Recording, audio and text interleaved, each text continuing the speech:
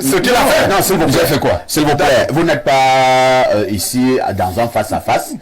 Il y a également le professeur Mathias Ouanangini qui est là et le docteur Olinga qui doivent également participer à ces débats. J'insiste que nous sommes ici pour éclairer les téléspectateurs. Professeur Mathias Eric Ouanangini, la dernière décision du TAS concernant la Ligue parle quand même de réhabilitation de la Ligue. Entre-temps, Francis, lui, il insiste, il n'en est pas question. Qu'est-ce que les téléspectateurs comprennent?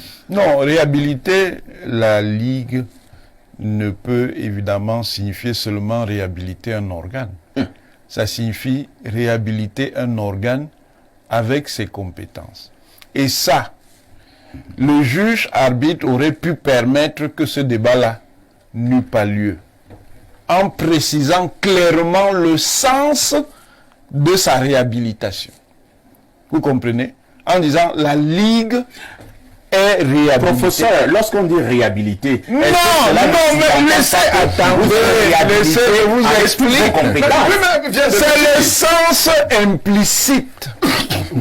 Mais nous sommes dans un contexte où la guerre des intérêts et la guerre des intérêts qui entraîne la multiplication des procédures entraîne aussi l'instrumentalisation de l'interprétation des sentences. Vous comprenez? Oui. À partir de ce moment, pour éviter toute ambiguïté, le juge arbitre disait la Ligue est réhabilitée et récupère donc l'ensemble de ses compétences, de ses prérogatives et ses compétences. À partir de ce moment-là, c'était clair que le conseil transitoire est dégagé. Mais, comme on est dans le jeu transactionnel, on laisse encore le flou pour créer de nouvelles procédures. Et c'est pour ça que je vous dis que le problème du fond de la FECAFOOT, et c'est pour ça que la FECAFOOT est dans un trou noir, c'est que le droit est utilisé pour régler des problèmes qui n'ont rien à voir avec le droit, ou pas grand-chose, qui sont des problèmes politiques, politico-footballistiques au sens restreint du terme, c'est-à-dire les luttes de pouvoir à l'intérieur du système de football, et puis des luttes footballistico-politiques, c'est-à-dire des luttes qui relient l'univers du football à l'univers général du politique.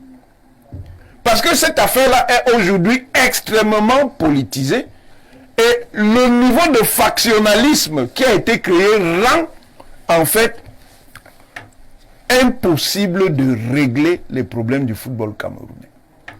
Parce que là où on est, et tout à l'heure M. Bonga parlait de Jérémy Ndita. Oui. En fait, pourquoi il parle de Jérémy Ndita? Jérémy doit démissionner. Non, ça c'est même que la face visible. C'est parce qu'il est clair aujourd'hui. Mais Jérémy, attendez, c'est un grand ami à sa oui, mais c'est qu'il est clair, écoutez-moi, il est clair, il est clair aujourd'hui, ami ou pas ami, il est clair aujourd'hui que dans l'univers du football, il s'est positionné en concurrent. Ah, oui. Ça? Mais il s'est positionné en concurrent aussi parce que de l'autre côté, on le considère aussi comme concurrent. Donc c'est le jeu, un jeu d'interaction. Pourquoi il se positionne en concurrent? C'est parce qu'il y a une association qui a été créée et dont le président est Lucien Mutombo, un autre lion indomptable. Et il estime que cette association-là a été créée pour faire ombrage au Sinafor. C'est Mutombo qui soutient déjà Mordicus. Oui, mais je veux dire donc on est donc en train de menacer. Oui, et une menace désormais. Et lui aussi menace parce que lui aussi manifestement est intéressé par la fédération. Oh, Mutombo était vice-président du Sinafor. Alors lui aussi, il a démissionné du Sinafor. Personne n'a dit qu'il fallait que le Sinafor. Lui aussi, c'était le premier vice-président. Lui aussi est intéressé par la fédération. Parce que si vous avez suivi ça. D'étape ne vous a jamais dit. Non, mais c'est clair. Quand on les lectures du prof sont lucides. Et c'est pour ça que je consolide la lecture du prof sur ces jeux transactionnels dont il parle. Parce que quand on vous parle de la vous confirmez que Ndita vise la ne parle pas d'Ndita. Lecture transactionnelle des sentences. Regardez la sentence de la Panthère sportive du Ndé. On vous dit que leur requête est partiellement reçue. Mais dans leur conclusion, ils demandent même qu'on les réhabilite, c'est-à-dire qu'on les fasse remonter. Mais on leur dit, vous n'avez pas engagé une procédure de réhabilitation. Les autres, c'est quand même sécurisé. de nombreux téléspectateurs, hein, ils sont nombreux qui veulent absolument donner leur avis. Salut au riche panel. Blériot, oh là là, les gens... Envoyez-nous des messages qui peuvent édifier. Mais je vais quand même lire. Blériot, pourquoi tu combats Samuel Eto'o? Ouah, les bassards. C'est le combat depuis au diable qui envoie. Ne réponds pas. Oui. Je profite de cette audience qui est importante. Il faut qu'on arrête ce nombrilisme identitaire. Ouah, pourquoi tu combats Samuel Eto'o? C'est ton frère. Donc il est même mon frère d'où? Moi je ne comprends pas. Mais l'humanité entière est ma fraternité. Vous voulez nous ramener à ça? Il faudrait donc que chacun vienne s'asseoir ici et défendre des frères de son village. Je vais vous dire quelque chose. J'ai dénoncé la FECAFOOT jusqu'à présent. Je n'ai pas encore dit à la FECAFOOT ce que je compte faire de l'attitude de Jérémie Ditape que j'ai vue. Merci beaucoup. On lit d'autres messages. Bonjour, parfait. Que Dieu bénisse le professeur Eric Mathias Wanangini. Et il vient là d'expliquer exactement ce qui se passe à la Fédé. Que les gens ouvrent leur cerveau pour comprendre le politologue Ngini. Merci pour l'analyse. C'est Thomas Noir qui envoie le message. Bonjour, parfait. C'est dommage que les personnes qui n'arrivent pas à donner du beignet haricot à leurs joueurs soient promptes à débourser des millions aux tasses. C'est Patrick Messina qui envoie le message. C'est sur ça que je voulais finir, mais vous m'avez interrompu. Est-ce que vous les Camerounais, vous pouvez laisser Eto'o fils parler parlez-nous d'Olembe, le stade, laissez cet enfant. Il a été fermé il y a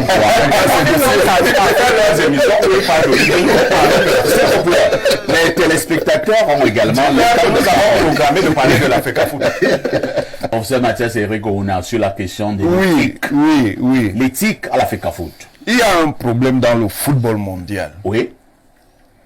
Les partenariats avec les sociétés de jeux doivent être strictement interdits.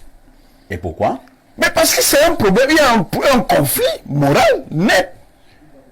Si vous faites donc des partenariats avec les jeux étant de l'ordre de la surenchère et de la spéculation, vous introduisez l'idée qu'on peut fausser les matchs. Maintenant, là, je ne suis pas d'accord avec M. Niemek, c'est une problématique universelle. Ça dit que ce soit ici avec la FECAFOOT ou la Fédération française, c'est le même problème. Mais je dénonce ici. Il faut dénoncer partout. Je dénonce d'abord ici. Oui, mais moi je dénonce partout. Vous dénoncez aussi ici. Oui, voilà. Je dis je dénonce partout. À quel moment oui. Cette société va influencer un match de championnat alors que le match de championnat ne va pas de sa grille, des matchs à mettre... Non, le problème c'est quoi? C'est que vous oubliez que on peut ne pas parier directement sur les matchs du championnat. Mais les acteurs du championnat peuvent parier sur d'autres matchs et être donc dans des réseaux de transactions. Vous savez au moins qu'il y a eu pour le football camerounais des réseaux de transactions basés dans les pays du Moyen-Orient. Vous savez bien ça, sûr, non? Bien sûr. Voilà, donc c'est des problèmes qui n'ont pas commencé aujourd'hui. Mais je dis que c'est lié donc à une incrustation internationale de la mafia dans le système sportif. Et il faut interdire les liens avec les sociétés de jeux. Parce que les sociétés de jeux ont pour matériaux les matchs. Et comme on est dans l'univers de la spéculation, ça peut donc donner lieu à toutes les combines imaginables. C'est compris. Voilà. Oui. Maintenant, oui. On a évoqué le problème, monsieur Niemek évoquait encore monsieur Nditap. Ce n'est pas aussi simple que vous dites. L'affaire là, c'est que les gens se sont déjà divisés et ils ont déjà choisi leur champion. Et ils sont donc déjà entrés en guerre. Mais la guerre là, même si elle aboutissait éventuellement au départ de Samuel Eto'o, ne résoudrait aucun problème de fond dans le football camerounais. Au contraire. C'est vrai. Je pense que c'est le docteur Luna qui disait tout à l'heure qu'il y a quand même un élément symbolique qui est important. Quoi qu'on pense de Samuel Eto'o en termes de figure iconique, ça en est une. Ça veut dire que si on n'arrive pas à résoudre les problèmes avec lui comme leader, c'est que c'est vraiment gâté. Mais quelqu'un avait dit que la maison football est hantée. Dans un Elle est même plus qu'hantée. Est-ce que quand Samuel Eto'o est allé là-bas, il a pris le soin D'exorciser. d'exorciser cette maison? Je l'ai entré avec de nouveaux démons lui aussi. Non, non. Non, si on voulait aller dans votre sens, on dirait même qu'il a même pu faire alliance avec les démons qui étaient derrière. Donc ça Il n'est pas possible. Il n'est pas possible. Il faut bien dire aux gens. On l'a dit. Il n'est pas possible de devenir président de la FECAFO Sans ces alliances-là. Sauf que le système étant donc mafieux. Tu as vu d'abord, c'est ce problème aussi que Samuel était confronté. C'est-à-dire que quand il décide donc maintenant, quand même, malgré tout, d'engager les réformes, les gars bloquent. Très bien. Puisqu'ils ne veulent pas de changement. Lisons quelques préoccupations encore de téléspectateurs. Francis Bonga, pour l'heure, la FECAFO est surendettée. Hein. J'espère que... Ah, vous n'êtes pas d'accord. Il y a un document qui a circulé, sauf si le document est faux. Du côté du ministère des Finances, on demandait à Samuel Eto'o de tenir parole. Il doit au gouvernement, enfin la FECAFO doit au gouvernement un peu plus de 2 milliards. Merci de Près de rectifier. 3 milliards.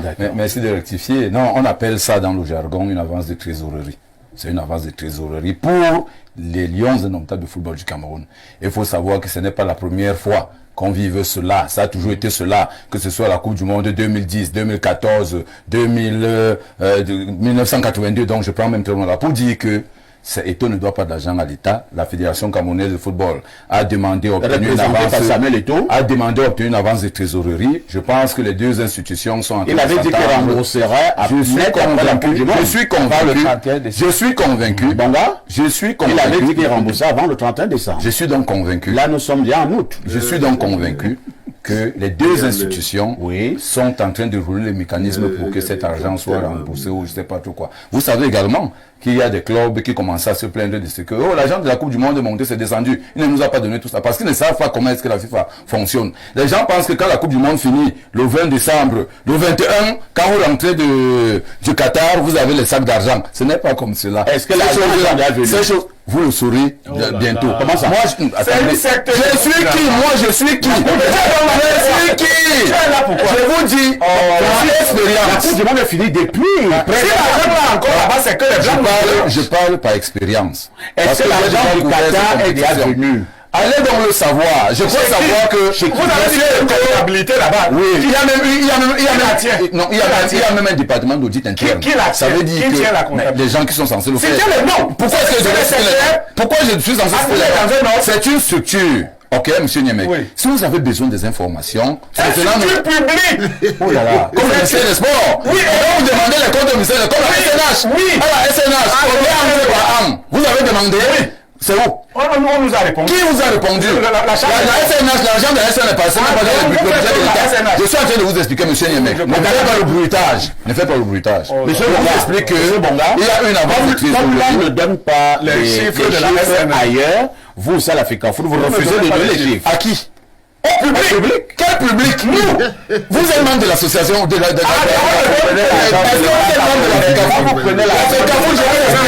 Je vous explique comment ça se passe. La fédération rencontre à l'Assemblée générale. Je vous explique. La fédération rencontre à l'Assemblée générale où vous êtes représenté. Vous êtes représenté là-bas à l'Assemblée générale de la FECAFO. Ce n'est pas vous ici au quartier. Allez demander à votre représentant ce qu'il en est. Il faut le savoir, c'est les écritures comptables, ce n'est pas les affaires de rue. Depuis qu'on parle de football, tu n'as pas d'argent. Depuis qu'on parlait là, on dit les présidents du club ont fait ci. On ne parle pas d'argent. Francis, vous ne donnez pas les explications aux gens de la rue, mais vous avez tenu dernièrement un point de presse où vous avez informé de ce que la FIFA vous avait versé un peu plus de 3 milliards. C'était pour lever un doute. Parfois, vous donnez des informations. Mais vous savez que c'est comme ça la communication, je ne vous l'apprends pas. Que parfois, vous savez bien qu'en communication, il y a la communication stratégique. On communique quand le besoin... L'argent de la FIFA n'est pas stratégique. Les affaires de l'État, entre les institutions de l'État, ce n'est pas les affaires des Foulans. Merci. Foulans, nous parlons de football comme nous parlons là. Bonjour les enfants et papa. Bienvenue dans le premier podcast de la journée, les enfants. Si quelqu'un d'entre vous s'imagine que ce n'est pas l'avenir du Cameroun qui est en train de se jouer sur ces plateaux de football, c'est que vous êtes vraiment devenu un problème pour ce pays. Si quelqu'un d'entre vous ne voit pas que c'est la pure politique qui est en train de se passer là, c'est que vous croyez que vous êtes plus intelligent que celui qui a inventé la roue. Bienvenue dans le premier podcast de la journée, les enfants. Bienvenue à la clinique. Vous savez, le plus intéressant et le plus amusant, c'est quand vous voyez les étaux-moutons venir vous expliquer les choses sur le changement. C'est-à-dire que quand vous voyez les étaux et les sardines, s'asseoir et vous dire que les gens qui veulent le changement, c'est vraiment terrible que les gens qui veulent le changement osent dire des choses sur Dadis Camara et sur la FECAFOOT.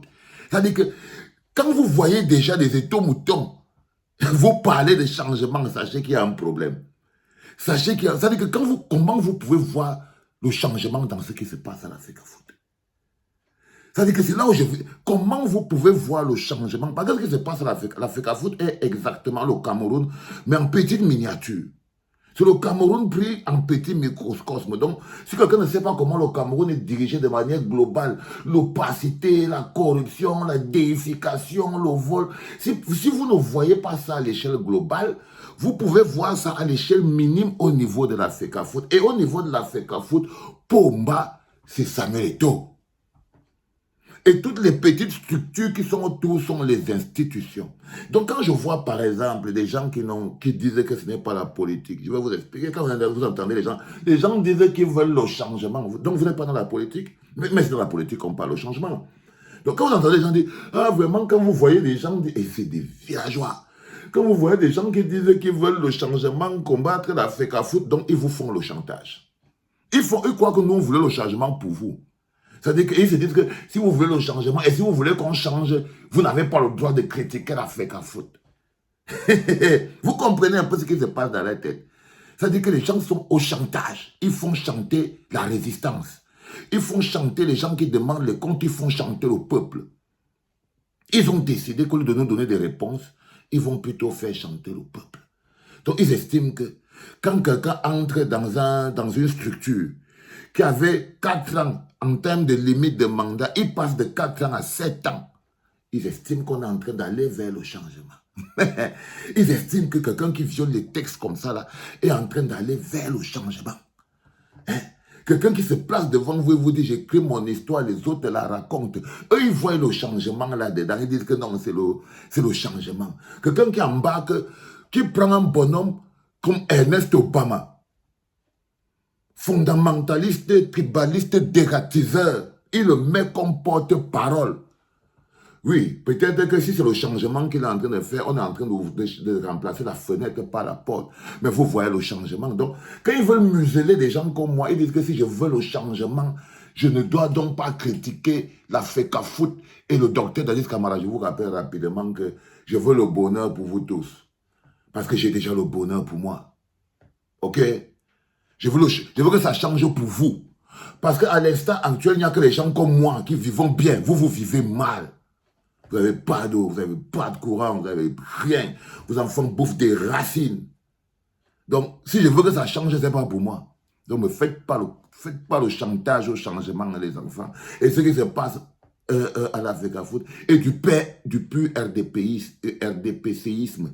Ça n'a rien à voir avec le changement. Là-bas, ce n'est même pas ce n'est même pas le statu quo, c'est la régression en arrière. C'est la régression en arrière. Donc les gens qui se lèvent le matin pour venir, ils veulent faire chanter la résistance. Parce qu'ils comptent manipuler l'amour que les gens ont pour être fils. Quand ils reviennent, par exemple, encore, ils font le chantage au parti. Pourquoi vous n'avez pas constaté que la plupart des personnes qui sont contre la politique des docteurs Dadis Camara, Samuel Eto'o sont du MSC. Mais évidemment, si c'est ça, c'est que c'est 2 fois plus vrai. Il faut être cohérent. Il faut être cohérent. Ce n'est que de la pure cohérence. Mais je veux seulement vous poser la question de tous les gens qui sont en train de parler. Il y a quelqu'un qui est du RDPC là, du MRC là. Là, par exemple, sur ce plateau-là, je ne parle pas d'André Luther Meka, je ne parle pas de Semenge, je ne parle pas de John Gouté, je ne parle pas de moi, les combis, qui eux sont fondamentalement... Mais je reste là sur le plateau le matin, quelqu'un est du MSC là. Mais vous allez les voir sortir.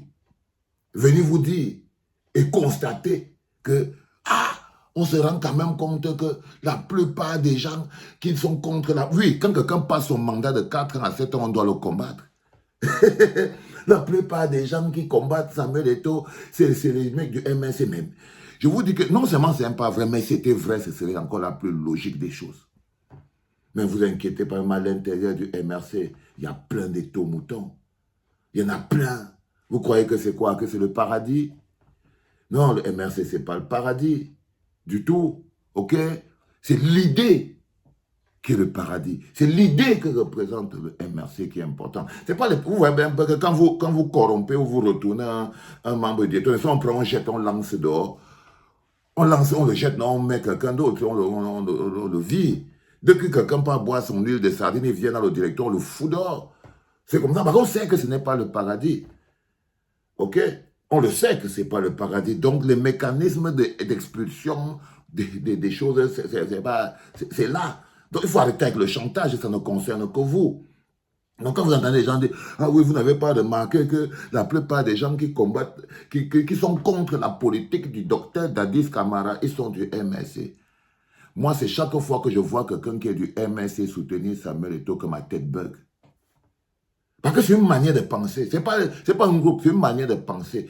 Penser rectitude, respect des textes, transparence. C'est ça le MRC. Donc, quand tu regardes Africa Foot, tu ne vois pas ça. C'est normal que tu ne sois pas d'accord.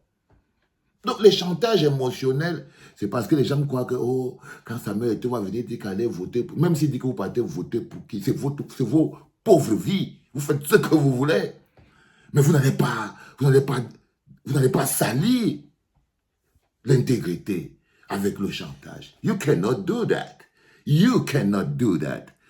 Alors là, je voulais juste vous dire que vous voyez les concepts du genre, la plupart des gens qui combattent Samuel Eto'o sont du MRC. C'est pas vrai, parce que ceux-là ne sont pas du MRC. Et ce qui m'étonne, qui m'inquiète, ça devrait être vrai, mais ce n'est pas vrai. Ça devrait être vrai, mais ce n'est pas vrai. Par tous les gens que vous voyez là, c'est la preuve que même au niveau du RDPC, il y a encore des gens qui ont un peu de bon sens. Il y a des gens qui ont un peu de bon sens. Ou bien, bon, il y a les limites. Ok, les enfants? C'était le premier podcast des enfants, le tout premier podcast de la journée en direction de ma clinique. You know what I'm saying? Rendez-vous tout à l'heure pour le deuxième. C'était papa.